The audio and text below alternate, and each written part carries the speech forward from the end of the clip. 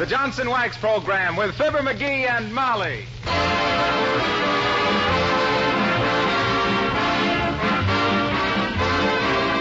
The makers of Johnson's Wax and Johnson's Self-Polishing Glow Coat present Marion and Jim Jordan as Fibber McGee and Molly with Jimmy Shields, Bill Thompson, and Billy Mills Orchestra. The show opens with Make with the Kisses.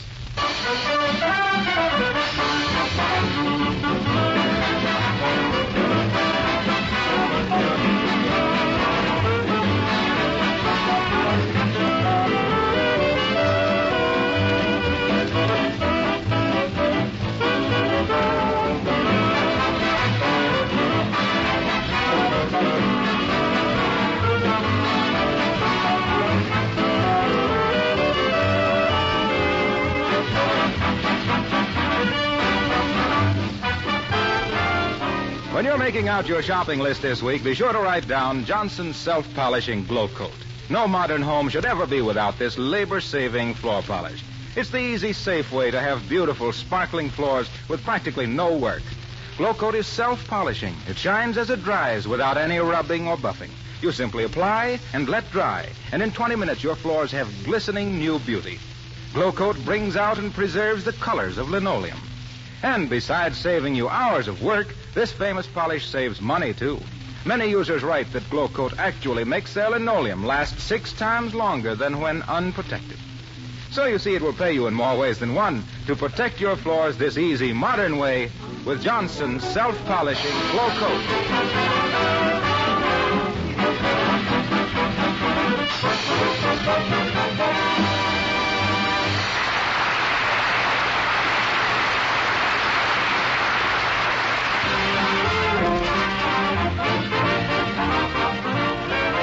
Well, sir, if there's one thing worse than having an old suitor hanging around the house for years, it's having an old suit hanging around.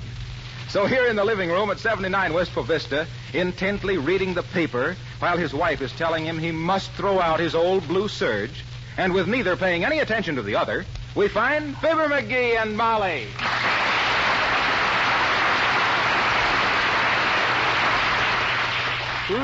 Joe DiMaggio, still a holdout. How many times have I told you to throw this old suit away, McGee? This is the 6th time DiMaggio has turned down the contract. There's no use keeping it. The seat of the pants is all gone. I'll just sit here at home then, says Joe, till I meet my terms.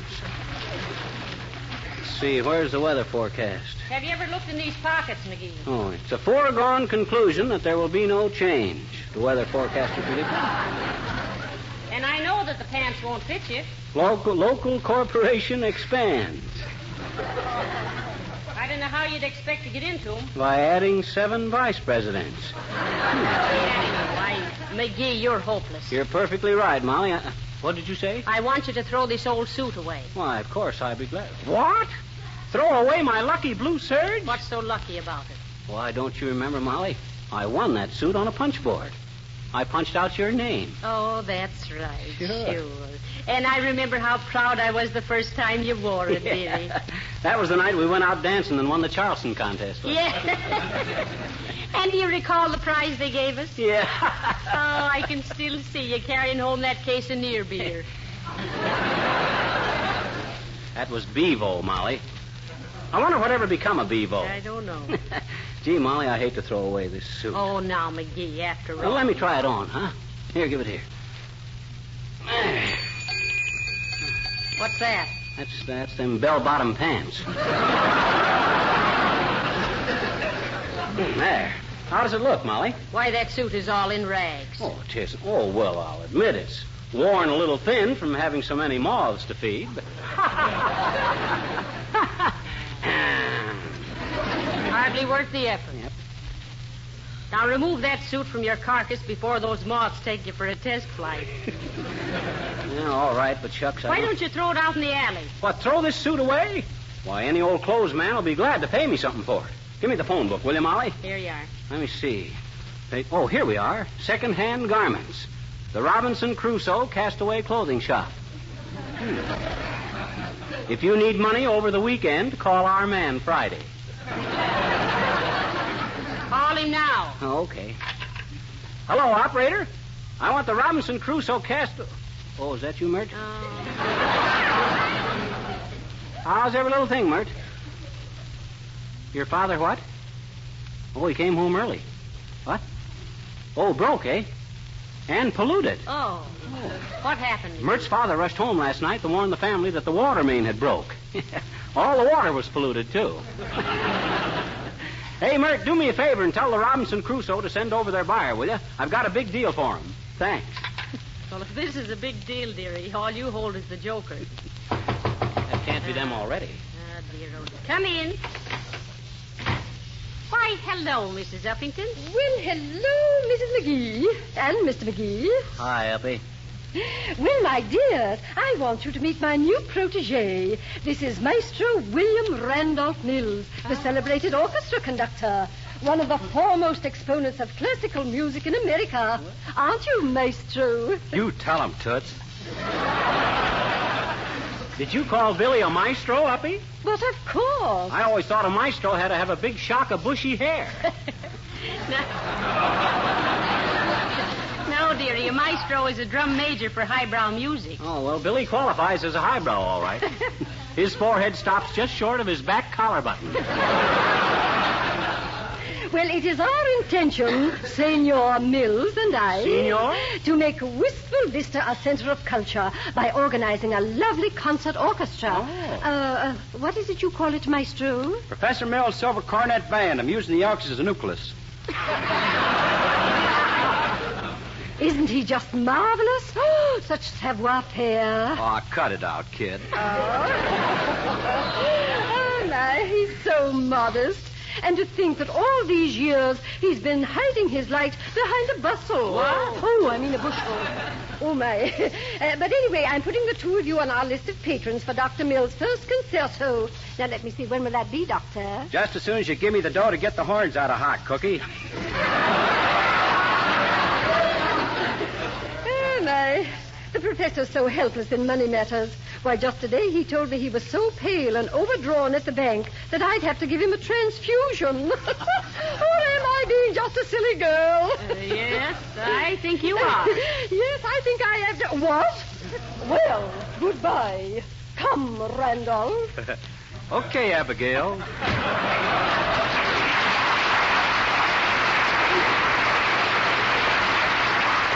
Hey, Molly, do you suppose Mrs. Uppington is really going for him? Well, I don't know, dearie, but she ain't dousing herself with that Jockey Club perfume for nothing. Hello there, daughter. Hello, Johnny. You the folks that sent for the old clothes man? Yep, and it looks like we drew the oldest clothes man in town. Hey! How much will you give me for this suit here, old-timer? Can't see it very well without my specs. Wait till I put 'em on. Well, I got 'em on and I still can't see it. What kind of a suit do you call it? It's a blue serge. Guess you're right. Serge must have been mighty blue when he made it, too. Well, that's pretty good, Johnny. But that ain't the way I heard it. The way I... Hey, wait a minute. Who's telling there? Hey? Oh, well... Anyhow, the way I heard it, one feller says to t'other feller, say, says, how's your cow Bessie standing this cold spell? All right, says t'other feller, except that this morning when I milked her, she began giving good humors. Well, I gotta go now. Hey, old-timer, what about this suit? Hey? Oh, yes. Well, I'll tell you what I'll do. I'll sell it to you for 50 cents. Hey, wait a minute. You're not selling this suit. You're buying it. Oh, no, I'm not, Johnny. Huh? The kind of suits I sell for 50 cents, I don't buy. I just pick 'em up out of ash cans. So long, kid.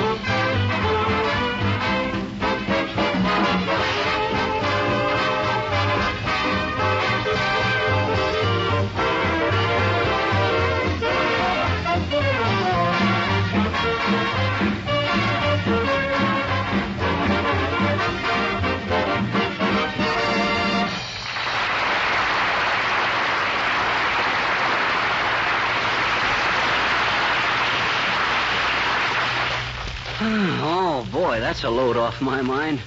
For a minute there, I was afraid Dick Tracy was a goner. Well, now for Popeye. Let's see. Oh, where you been, Molly? Well, I just threw that old suit of yours out in the alley. Oh, well, I should have done it myself, but I was busy. Yeah, busy with the funny papers. I was never no such a thing. I was studying the editorial page. Go on with you. Every time Tarzan falls out of a tree, you limp for a week. Well, a guy's got to show his sympathy some way. Come in. Oh, hello there, little girl. Hi, mister. Well, what is it, sis? I'll bet you I found something, I bet you. Oh, you found something. I said you found something. Did I? You said you did. What'd I find? How do I know what you found? Well, then how do you know I found it? Listen, sis, you said you found something. What did you find? Your blue serge suit. My blue... Oh, dad ratted luck anyway. Yeah, I found it out in the alley, I bet you. Well, it wasn't bothering anyone out there, was it? Why did you have to bring it in? I says, what did you bring it in for? For a dime. A dime, but I don't need it. Gee, thanks. For what? For the dime you don't need. Oh, I give up. Okay, here's your dime. Okay, here's your suit. I bet I know what you're going to do with that dime. I bet you're going to buy chocolates. Oh, no, I'm not. Oh, yes, you are. Oh, no, I'm not. Oh, yes, you are. Oh, no, I'm not. Oh! Oh, McGee, stop it. Well, shucks. Make her stop it, too. Let her spend the dime the way she wants to. All right. What you going to do with it, sis? Gonna buy some Mexican candy. Mexican candy? Sure. You gave me a Mexican dime. Well, so long, mister.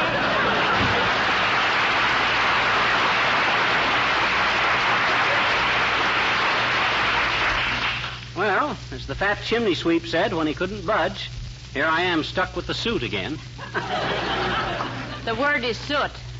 Well, here I am stuck with the soot. Say, there's Mr. Wilcox coming down the street, dearie. Maybe he can tell us what to do with it. Oh, no, not that guy. He'll figure out a way to switch the conversation around to that subject. Why, you do the man an injustitude. I'll bet he doesn't mention Johnson's wax once. I'll tell you what I'll do. I'll bet you $1 he does. I'll bet you $1 that he says Johnson's wax. Are you game? All right, I'll bet you. Now hurry and call him. Okay. Oh, Harlow. Hey, Harlow. Oh, hello there, Fibber. Come in a second, will you? Sure. Well, hello, Molly. What's new? Well, we've got a little problem. We're trying to get rid of this old suit of McGee's. Now, what would you advise? Well, I'm sorry, Molly. I haven't had any experience with old suits. Now, if it was an old floor or an old piece of furniture... Oh, here's where I collect. well, I'd know exactly what to do. I'd simply apply... Johnson's wax? That's right. And after one treatment... Sure. And after one treatment, the old floor, the old table would sparkle with a fresh, gleaming coat. It would also be protected from scratches or wear. So don't forget, folks, if there's a question of keeping your house looking brighter, younger, and cleaner, the answer is... Johnson's wax? Right you are. Well, say, I'm sorry I can't help you out about that suit, Fibber. Say, look, why don't you just cut it up into small squares and sell them for pocket mirrors? Well, so long.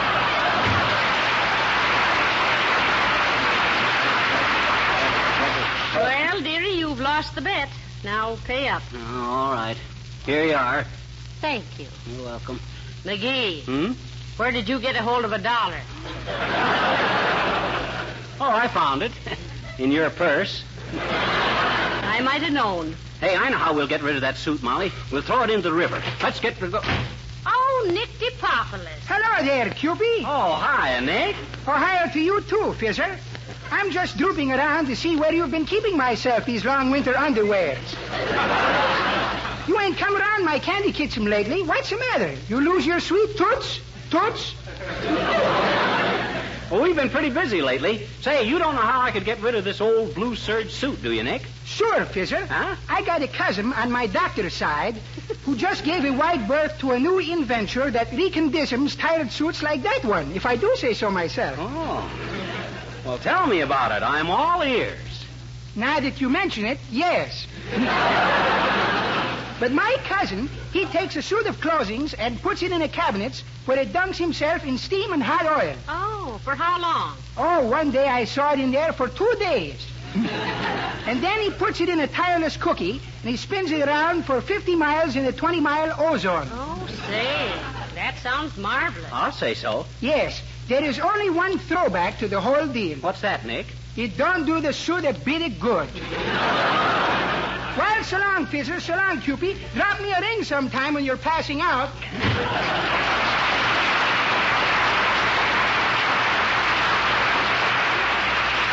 Poor Nick. I guess English will always be Greek to him. Well, come on, Molly. Get your coat on. We're going to take this suit down and throw it in the river. I'm going to get rid of it. Hi, mister. Look what I got for you this time. Hey, where did you get all those suits, sis? Who do those suits belong to? They're yours now. Why, there's 5 of them. What would I want 5 suits for? For 50 cents. 50 cents? Yep, 10 cents a suit. Like last time, remember? Haven't I got enough trouble trying to get rid of the one suit? Where'd you get these suits? From the neighbors. From the neighbors? You sure the people didn't mind you taking them? Oh, no. They were glad to have me take them. Glad to have you take them? Sure. Every single person gave me a suit just as soon as I started to cry and told them it was for poor old Mr. McGee.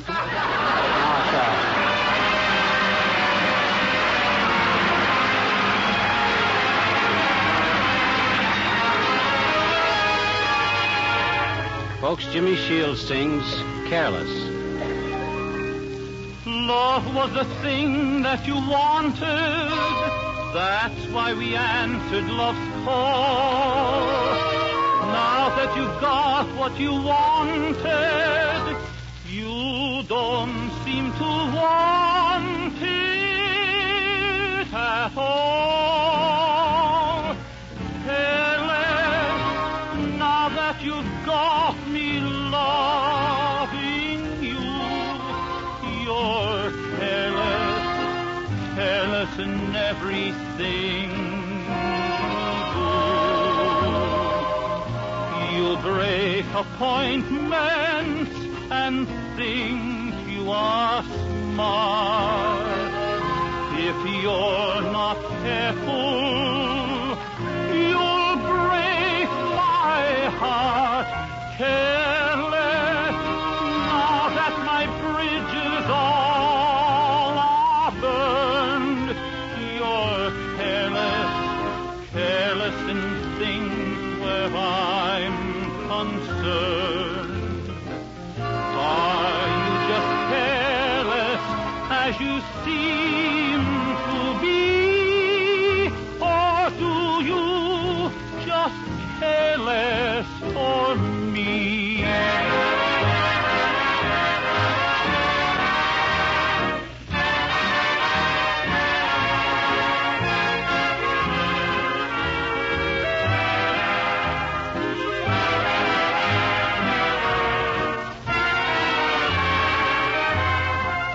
Are you just careless as you seem to be? Or do you just careless for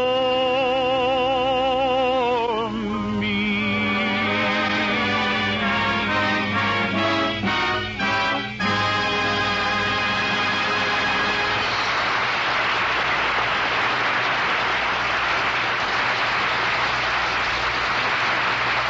That's swell, Jimmy.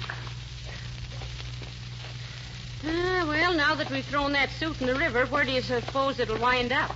Oh, well, it'll return to its original place in nature, Molly. Is that so? It'll float and float down the river till it comes to the ocean. And when it gets to the ocean, well, that's where the surge of the blue sea meets the blue surge, see? Don't you get it, Molly? I said that. Ain't funny, McGee. It is a little far-fetched. About 2,000 miles. Uh-oh. McGee. Huh? What's the matter? Here comes that man again. You know, the one we can't think who he is? Oh, boy, and no place to hide. Dear Hey, I'm going to find out who he is this time, Molly. Watch me lead the conversation around to where he tips us off. Well, hello there, Mr. McGee. Hello, Mrs. McGee. Oh, how do you do? Imagine meeting you here. Hi, Bud. Hi. I was hoping I'd see you around someplace. You were? Yeah. Why, may I ask? Oh, that's a silly one. Well, I got to thinking about you the other day, and how we don't see much of each other nowadays, so I thought it'd be nice if we had a picture of you for our album. You know, with your name signed to it and everything. What, do you want another one? You mean we already have... Oh, why, of course, McGee. How dumb of you. We already have a picture of Mr. Yeah, and it's a dandy one, too. Oh, shucks, I was just kidding. Oh, sure, I know. Same old McGee. Yeah, same old McGee. Well, I've got to be getting along, folks. Good day. Goodbye, Mr. Nice to have seen you again. Well, so long, fella. So long. Oh, wait a minute, Mr. McGee. Huh? Don't forget about old Charlie. Huh? Old Charlie? It's next week, you know. Yeah. Well, so long. So long. Who's old Charlie? Search me. I think he's a stand-in for the invisible man. Who in Tunket is that? Say, I got an idea, Molly. Next time we meet him, you accidentally knock his hat off his head, and when I pick it up, I'll sneak a look at the initials inside of it. Yeah. Find out who he is. Or you could knock him unconscious and take an impression of his bridge work. That'd really be something. Hey, look, Molly. There's somebody waiting for us on our porch. Oh, looks like a policeman. Why, it's my old pal, Officer Kelly. Oh, McGee. McGee, lad, it's you. All the saints be praised. Oh, I thought you were drowned for sure and all. Drowned? Drowned? Why, we just fished his clothes out of the river.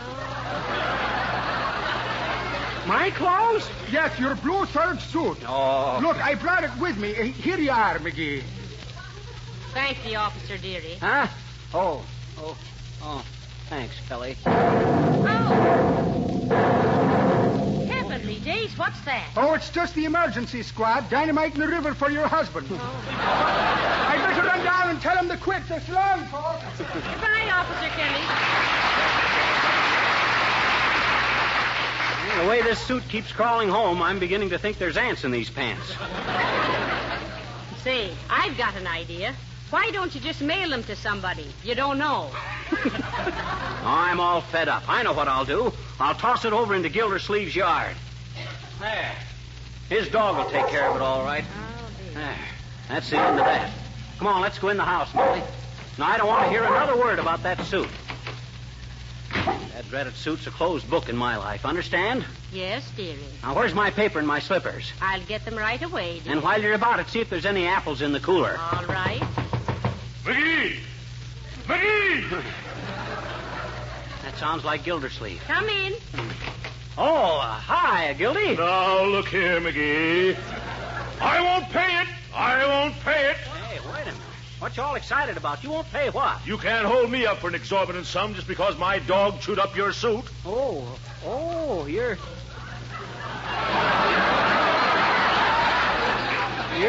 Your dog chewed up my suit, eh? Yeah. Oh, yeah. I just came out for a breath of air, and there was my Great Dane Hamlet eating your suit with relish.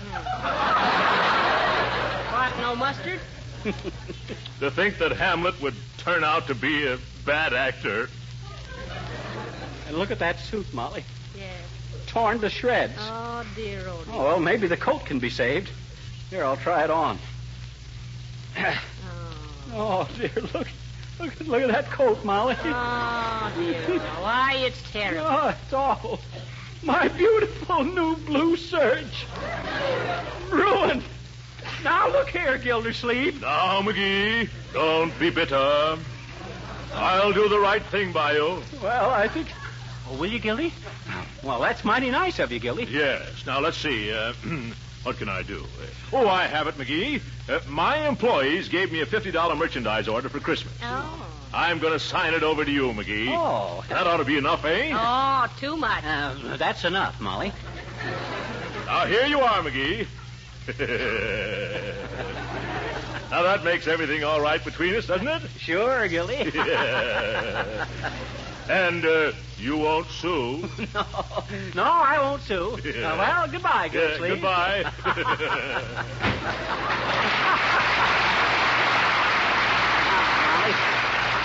I'm going to get rid of this suit once and for all, Molly. I know what I'll do. I'll throw it in the fireplace. Oh, dear. There goes the pants. Then I get the coat. There's the coat. There it goes. And the first thing tomorrow, I'm going downtown and get fitted out for a nice new suit. I think I'll get a blue serge. And what store is the order on, McGee? Well, let's see. It says right here. Oh, let me sit down, Molly. I'm not feeling very good. Oh. What did you ask me, Molly? I said, what store is the order on? Oh, I don't know. Why not? It's in my pocket. Well, take it out. It's in the other pocket. What other pocket? In the other suit. What other suit? The one I burned up. Heavenly day.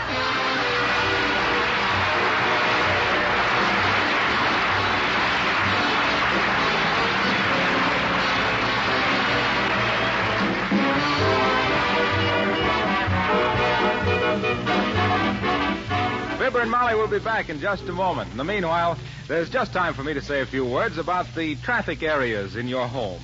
In every city, there are certain streets that get more traffic than others. In your home, there are certain floor areas, too, that get the heaviest traffic. Hallways, entrances to certain rooms like the dining room and kitchen.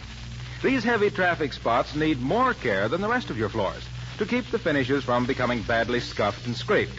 When floors are protected with genuine Johnson's wax, these wear spots can be touched up as often as necessary without re-waxing the entire floor.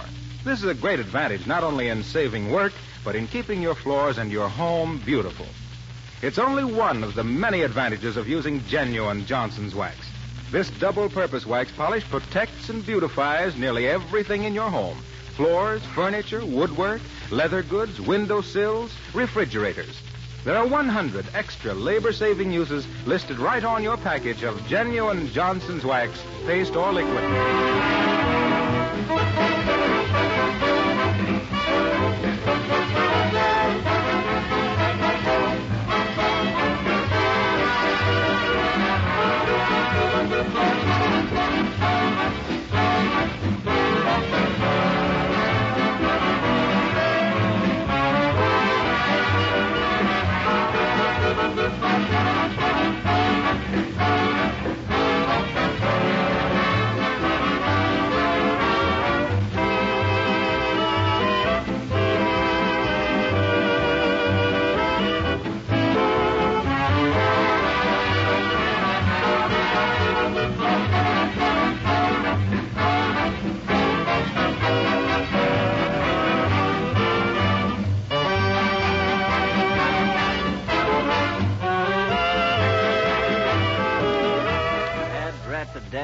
Oh, now listen, dearie. Are you still worried about that old blue serge suit? No, I'm just trying to remember who that guy is we keep meeting all the time.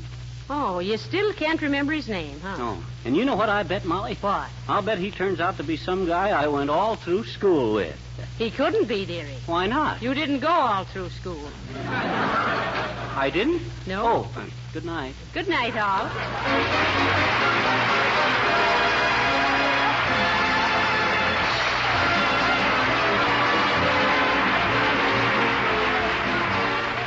This is Harlow Wilcox speaking for the makers of Johnson's Wax and Johnson's Self-Polishing Glow Coat, Racine, Wisconsin, inviting you all to join us again next Tuesday night at this same time. Good night. This is the National Broadcasting Company.